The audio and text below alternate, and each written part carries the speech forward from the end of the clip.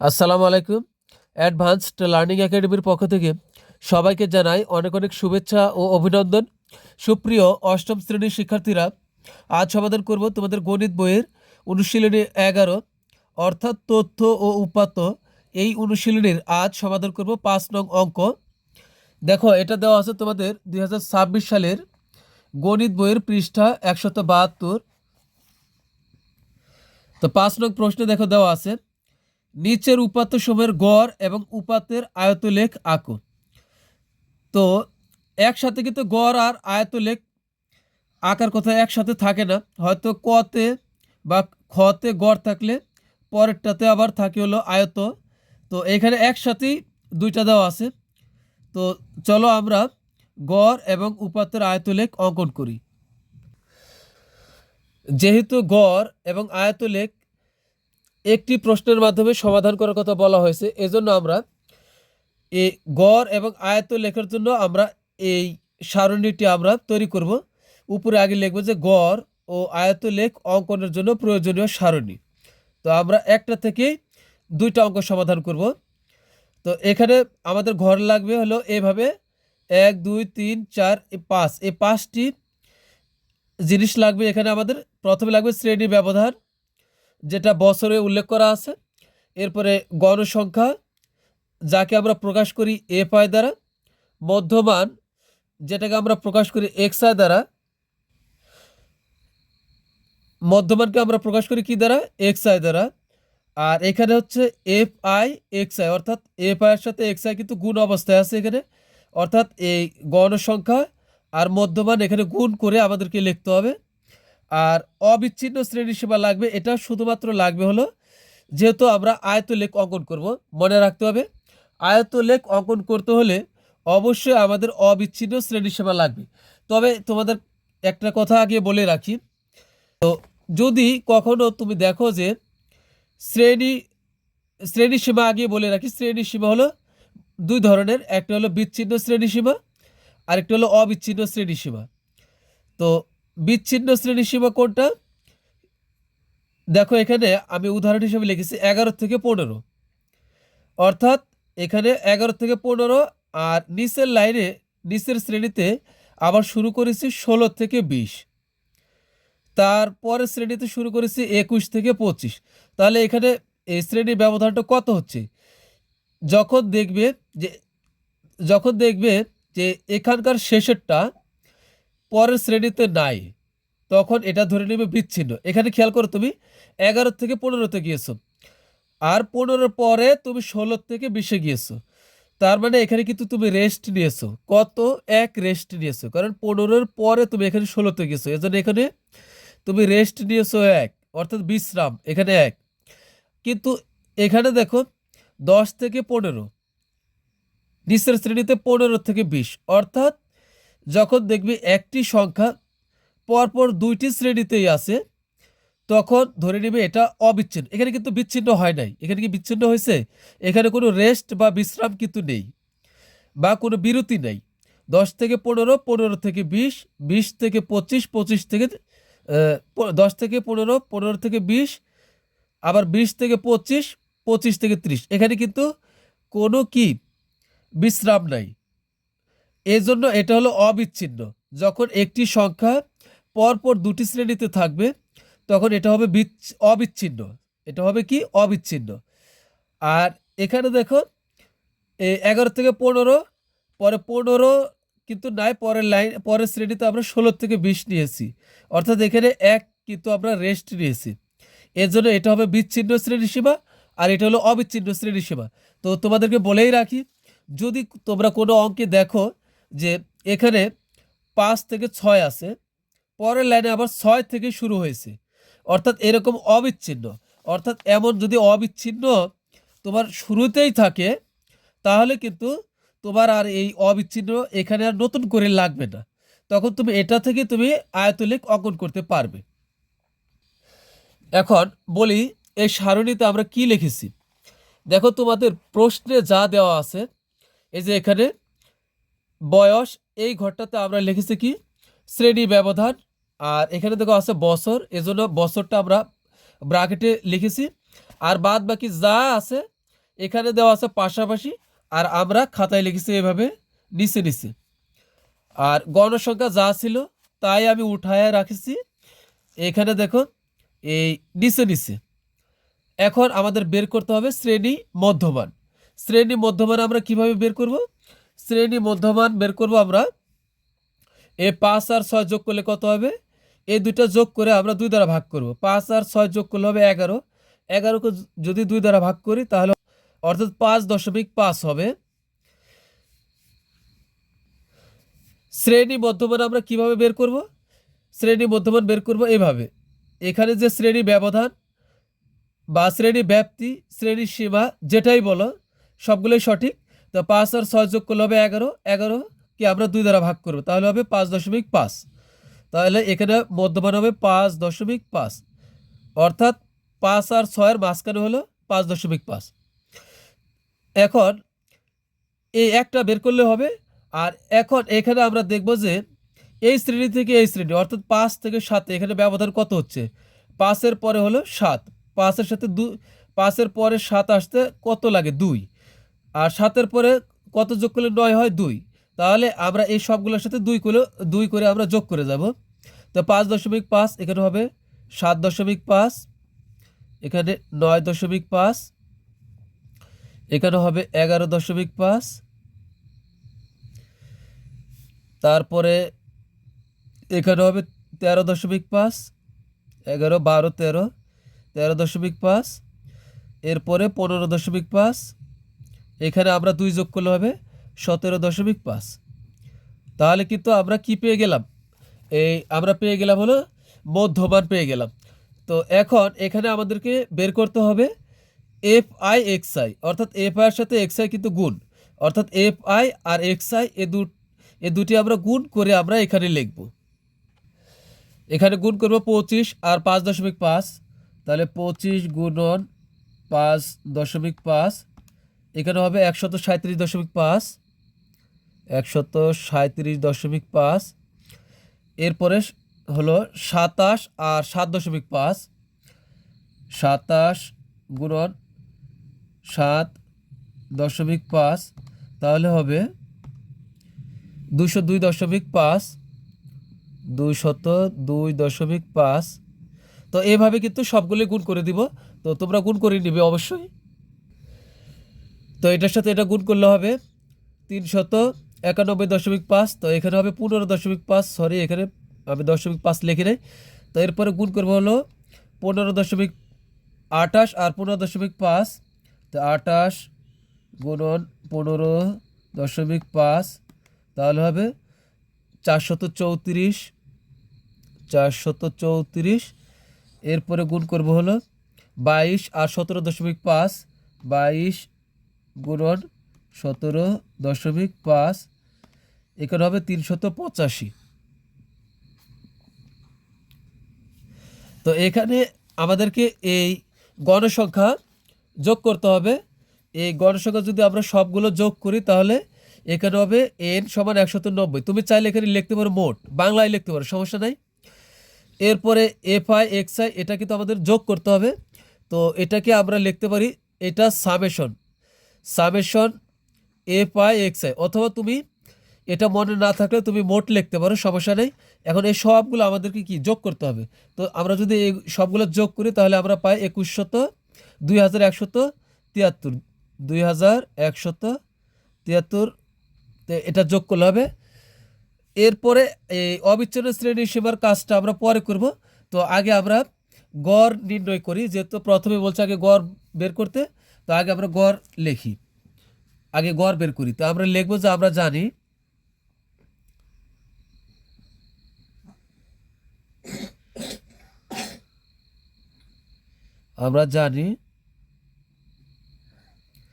গড় সমান summation FI XI ভাগ হলো n। তো সামেশন FI XI এর মান কত? 2173। তো এখানে হলো 2173, আর n এর মান হলো 190। তো এখানে আমরা ভাগ করব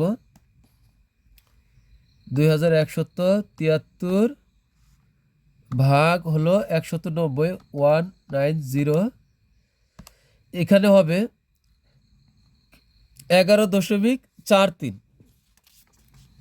এখানে আগে দেখো, এখানে বের হয়েছিল 11.43, এখানে খেয়াল করো 11.436, এটা নিয়ে কিন্তু করে চিন্তা করবে না, উত্তরে আছে 11.44, আর তোমার ক্যালকুলেটারে বের হয়েছে 11.436। তো দশমিকের পরে আমরা নিব হলো 2 ঘর, দশমিকের পরে 2 ঘর নিব, এজন্য 2 ঘর, দশমিকের পরে 2 ঘরের পরে দেখো আছে 6, এর জন্য দশমিকের পরে যে 2 ঘর নিব, এই 3-এর সাথে আমরা 1 যোগ করে 4 লিখবো এখানে, অর্থাৎ আমরা লিখব 11.44 সমান 11.44। যেহেতু এখানে বছরের কথা বলা হয়েছে, তাহলে এই যে এখানে বছর, তা আমরা এখানে বছরটা একটু এখানে লিখে দিব, এত বছর প্রায়। তো এটা কিন্তু আমাদের গড় নির্ণয় হয়ে গেল। তো এখন আমাদের এই যেহেতু আমরা আয়তলেখ অঙ্কন করব, এজন্য অবিচ্ছিন্ন শ্রেণীসীমা বের করতে হবে। তো অবিচ্ছিন্ন শ্রেণীসীমা আমরা কিভাবে বের করব? এখানে যা থাকবে, এই যে প্রথম যে নিম্ন সীমা থাকবে, অর্থাৎ এই প্রথমটার থেকে আমরা হাফ বিয়োগ করব, 0.5 আমরা এখান থেকে বাদ দিব, আর এর সাথে পরেরটার সাথে আমরা 0.5 যোগ করব, তাহলে অবিচ্ছিন্ন হয়ে যাবে। তোমরা অনেক সময় বলো যে কেন এই 5 বাদ দিতে হবে, কারণ এটা তো বিচ্ছিন্ন অবস্থায় আছে, এটাকে অবিচ্ছিন্ন বানাইতে হবে। তো 5 থেকে আমরা 0.5 বাদ দিই, তাহলে কত হবে? তাহলে হবে 4.5, 4.5, আর এই 6-এর সাথে আমরা হাফ যোগ করব, তাহলে কিন্তু গড়ে কিন্তু একই থেকে গেল। এখানে হাফ বাদ দিয়েছি আর এখানে হাফ যোগ করেছি, তাহলে কিন্তু এই লাইন, এই শ্রেণীটার মান কিন্তু একই রইল। তো 4.5, এখানে হবে 6.5, পরে এখানে 7.5, এখানে আছে 7, হবে 6.5, এখানে হবে হলো 8.5, সবশেষে এখানে আছে 17, তাহলে হবে 16.5, আর এখানে আছে 18, এখানে হবে 18.5। তাহলে কিন্তু আমাদের অবিচ্ছিন্ন শ্রেণীসীমা হয়ে গেল। তো আয়তলেখ অঙ্কনের জন্য আমরা একটা এক্স অক্ষ নিব আর একটা ওয়াই অক্ষ নিব। তো এই মাথাতে আমরা লিখব এক্স, আর এখানে লিখব হলো এক্স প্রাইম। আর এম প্রাইম বলতে এই যে এক্স এর উপরে আমরা এই বাংলা রেফের মতো আমরা একটা দাগ দিব, এখানে ঠিক উপরে ওয়াই থাকবে আর নিচে ওয়াই প্রাইম থাকবে, আর এই রেখা সামনে আমরা এইভাবে তীর চিহ্ন দিব, এটারও এখানেও এখানেও। তো আমরা সর্বদা অবিচ্ছিন্ন শ্রেণী সীমা বা অবিচ্ছিন্ন শ্রেণী ব্যাপ্তি সর্বদা আমরা এক্স অক্ষে লিখব। এটা কিন্তু এক্স অক্ষ, যেটা ভূমির সমতলে অবস্থান করে, অর্থাৎ যে রেখাটা শোয়া অবস্থায় আছে, এটা এক্স অক্ষ। এখানে আমরা অবিচ্ছিন্ন শ্রেণী ব্যাপ্তি বা অবিচ্ছিন্ন শ্রেণী সীমাগুলো লিখবো এখানে। আর এই খাড়া যে রেখাটা, এদিকে আমরা সর্বদাই গণসংখ্যা লিখব। তো এখন কথা হলো, এদিকে এই বড় ঘর, এই যে বড় যে ঘরগুলো আছে, এটা আমরা কয়টা নিব? এটা আমরা নিব, দেখো অবিচ্ছিন্ন শ্রেণীর সীমা কয়টা আছে আগে আমরা এখানে দেখব। এখানে দেখো 4.5, এখান থেকে কোনবা এই 4.5, তাহলে 1 2 3 4 5 6 7, এরপরে একটা 8, অর্থাৎ 18.5ও নিতে হবে। এখানে 4.5 থেকে শুরু করব, এইভাবে এসে আমরা এদিকে এই 18.5 পর্যন্ত নিব। তো এখানে কয়টা হলো? তাহলে 1 2 3 4 5 6 7 8, তাহলে এই এক্স অক্ষের দিকে আমরা নিব হলো 8টা, এক্স অক্ষের দিকে আমরা 8টা এই বড় ঘর নিব, এই যে বড় ঘর, এই 8টা নিব। আর গণসংখ্যা, এখানে গণসংখ্যা সর্বোচ্চ কত আছে? গণসংখ্যা সর্বোচ্চ আছে হলো 31। তো আমরা এই গণসংখ্যার এদিকে আমরা নিব, তাহলে কয়টা ঘর নিব? এই 5 পর্যন্ত আমরা এই প্রত্যেক ঘরের মান আমরা 1 করে ধরব। তাহলে এখানে হলো 5, 10, এই ছোট ছোট ঘর, আমি ছোট ঘরের কথা বলতেছি। প্রত্যেকটা ছোট ঘরের মান আমরা 1 করে ধরবো। তাহলে 5, এখানে 5টা ঘর আছে ছোট ঘর, বড় ঘর কিন্তু একটা, আর ছোট ঘর হলো 5টা। এখানে 5টা, 10টা, 15টা, 20টা, 25টা, 30টা। এরপর কিন্তু ওয়াই লিখেছি, যে ওয়াই এ পর্যন্ত কিন্তু আরো 5টা আছে। তো তোমরা এই আয়তলেখ অঙ্কনের সময় তুমি যদি চাও যে ওয়াই অক্ষ এখানে 30 আছে, তুমি যদি এখানে 35 পর্যন্ত নাও, 40ও নাও, তাহলে কিন্তু কোনো ভুল হবে না। রেখা আঁকতে গিয়ে কম বেশি বেশি হয়ে যেতে পারে। রেখা বেশি হয়ে গেলে যে তোমার ভুল হয়ে যাবে তা কিন্তু না। বেশি হয়ে গেলে তুমি শুধু লিখে রাখবে, সমস্যা নেই। আবার এইদিকে তুমি যখন এই রেখাটা অঙ্কন করবা এক্স অক্ষ, তখন তোমার 1, 2, 3, 4, 5, 6, 7, 8টা নেওয়ার কথা। কোনো কারণে যদি তোমার 9টা টানা হয়ে যায়, 10টাও টানা হয়ে যায়, তাহলে কিন্তু তোমার ভুল হবে না, তুমি তাই করবা। কিন্তু আমাদের যেটা আছে আমরা পরবর্তীতে ছক কাগজে শুধু ওইটাই পূরণ করব। যদি বেশি তোমার লেখা হয়ে যায় তাহলে কোনো সমস্যা নেই। তো এখন এই প্রথম যে ঘরটা আছে, বড় ঘরটা, এটা আমরা খালি রাখবো এবং এখানে আমরা ভাঙ্গা চিহ্ন ব্যবহার করব। এইভাবে আমরা ভাঙ্গা চিহ্ন দিব। আর তোমাদেরকে প্রথমে বলে রাখি, আমি কিন্তু চিত্রটা আয়তলেখটা অঙ্কন করতেছি কলম দ্বারা, যাতে তোমরা সহজেই এটা দেখতে পারো ভালোভাবে, ভিডিওতে যেন ভালোভাবে উঠে। কিন্তু তোমরা এই সমস্ত কাজ এই আয়তলেখের এই গ্রাফ কাগজের কাজটা সম্পূর্ণই তোমরা পেন্সিল দ্বারা করবে সব কিছু। আর এটা তোমরা সম্পূর্ণই তোমরা কলম দিয়ে করবে, কোনো সমস্যা নেই। আর এটা যে তোমাদের স্কেল দিয়ে আঁকতে হবে এই ঘরগুলো তা কিন্তু নয়। তোমরা এত সময় পাবে না, হাতে আঁকবে দ্রুত, একটু বাঁকা হইলেও সমস্যা নেই। তো এখন চলো আমরা এটা অঙ্কন করি। তো এখানে দেখো, এই শুরুতেই দেখো এক্স অক্ষে 4.5 আর 4.5 থেকে 6.5। এখন আমরা যাব হলো গণসংখ্যার ঘরের দিকে। 4.5 থেকে 6.5 গণসংখ্যা কত আছে? এখানে এই যে অবিচ্ছিন্ন শ্রেণীর সীমা, এই যে 4.5 থেকে 6.5 গণসংখ্যা, আমি এখানে হালকা মার্ক করতেছি। গণসংখ্যা আছে হলো 25। 4.5 থেকে 6.5 গণসংখ্যার ঘরে আছে দেখো 25। তাহলে আমরা এই 25-এর দিকে যাব, গণসংখ্যার দিকে। এখান থেকে যাব আমরা 4.5 থেকে 6.5। তাহলে এটা হলো 5। এখানে 5টা ঘর আছে, 10, 15, 20, 25। তাহলে এই পর্যন্ত যাব আমরা, 25। তাহলে হবে এই পর্যন্ত।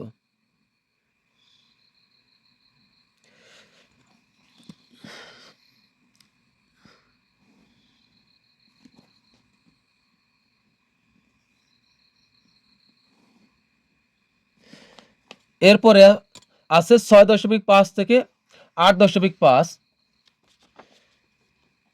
এই যে 6.5 থেকে 8.5, এই যে গণসংখ্যার ঘরে আছে 27। অর্থাৎ এখানে ছিল 25, এর থেকেও আরো 2 বেশি হবে। তাহলে এই পর্যন্ত এই যে 6.5 থেকে 8.5, তো আমরা এই বরাবর উপরের দিকে যাব, আমরা নিব এখানে হলো 27। তো এটা হলো 25। তাহলে আরো এই ছোট আরো 2টা ঘর নিব, তাহলে 25, 26, এই 27। তাহলে আমরা যাব হলো এই পর্যন্ত।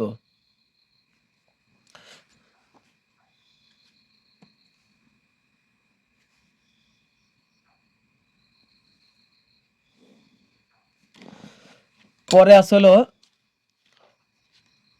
8.5 থেকে 10.5 হলো 28। তো এর চাইতেও আমাদের আরো এক বাড়াইতে হবে এখানে। তাহলে এখানে 27, এখানে যাবে আরো এক ঘর বেশি, তাহলে এটা হবে 28।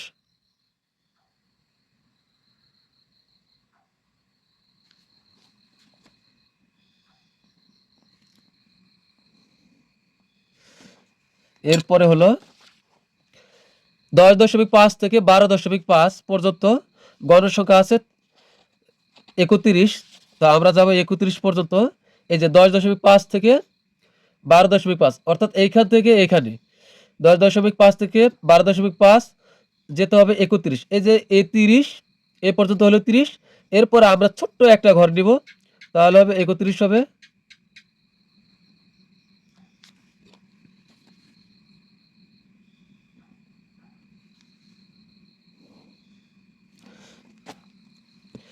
তারপর হলো 12.5 থেকে 14.5,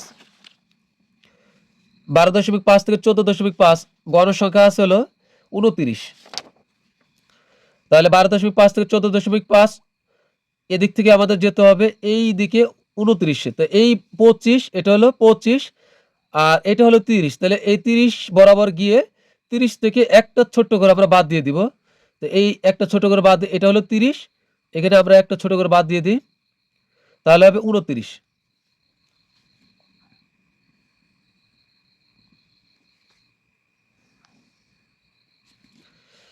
তারপর হলো 14.5 থেকে 16.5, 14.5 থেকে 16.5 হলো 28।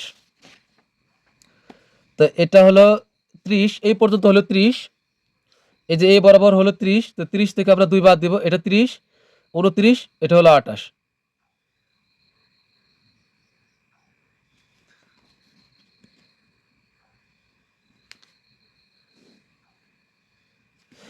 এরপরে হলো সর্বশেষ 16.5 থেকে 18.5, তাহলে এখানে আছে হলো 22। তো আমরা এখন নিব হলো 22। তো এটা হলো 20-এর ঘর, তাহলে এই পর্যন্ত 20, তাহলে এটার সাথে আরো ছোট দুইটা ঘর নিতে হবে, এটা 20, 21, 22।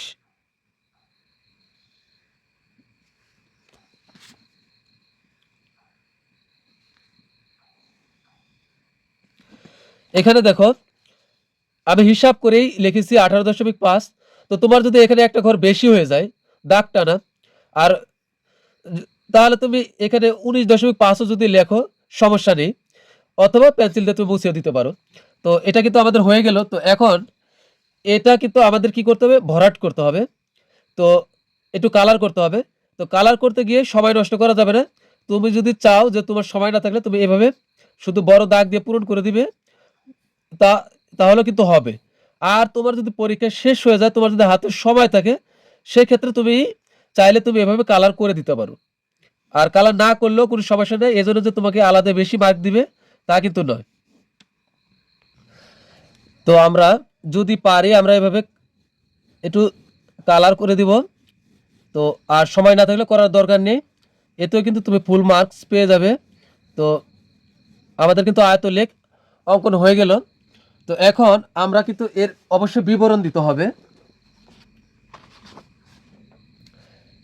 বিবরণটা আমরা এইভাবে লিখব যে সব কাগজে এক্স অক্ষ বরাবর প্রতি ঘরকে অবিচ্ছিন্ন শ্রেণী সীমার 1 একক।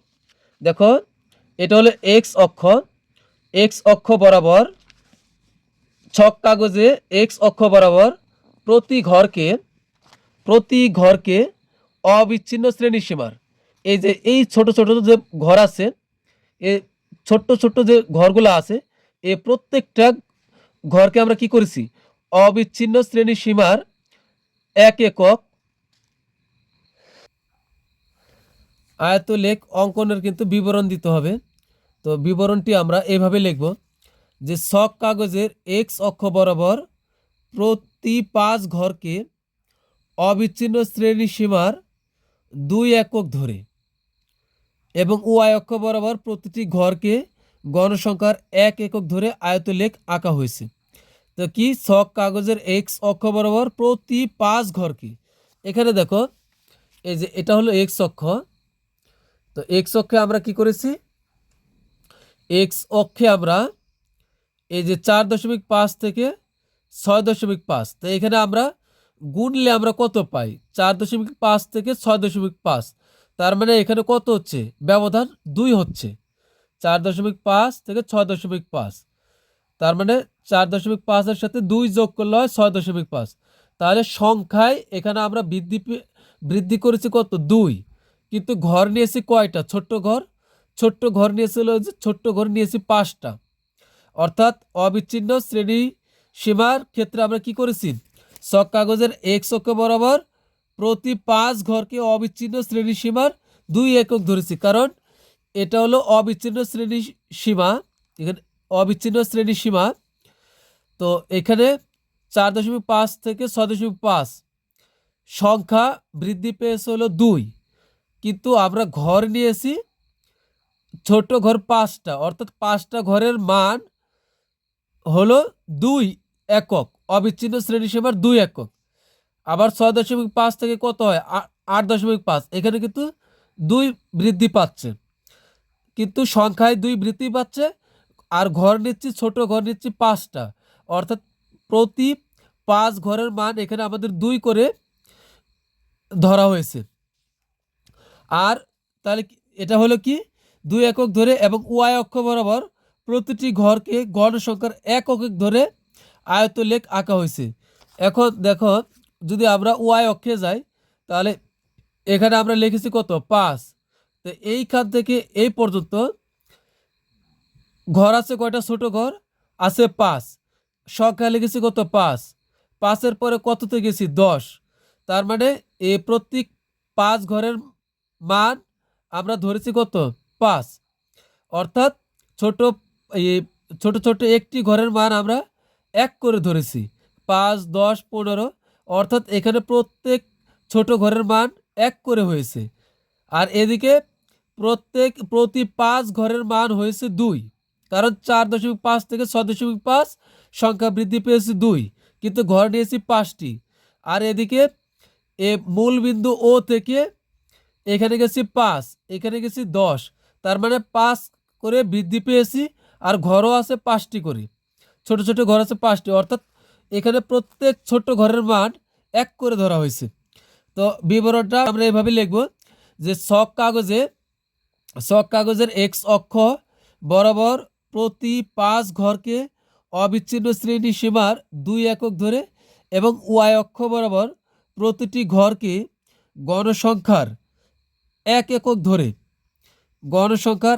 একক ধরে আয়তলেখ আঁকা হয়েছে। তো এক্স অক্ষে মূল বিন্দু থেকে 4.5 পর্যন্ত সংখ্যাগুলো আছে বোঝাতে ভাঙ্গা চিহ্ন ব্যবহার করা হয়েছে। অর্থাৎ এটা মূল বিন্দু ও থেকে এই পর্যন্ত আছে বোঝাইতে আমরা এখানে ভাঙ্গা চিহ্ন ব্যবহার করেছি, কারণ 4.5 এর আগে তো অবশ্যই কিছু আছে, তো এটা আছে বোঝাইতে আমরা এখানে ভাঙ্গা চিহ্ন ব্যবহার করেছি। তো আশা করি প্রিয় শিক্ষার্থীরা তোমরা বুঝতে পেরেছ। তো পরবর্তী ক্লাস দেখার আমন্ত্রণ জানিয়ে তোমাদের কাছ থেকে বিদায় নিচ্ছি। তোমরা সবাই ভালো থাকবে, সুস্থ থাকবে। আল্লাহ হাফেজ।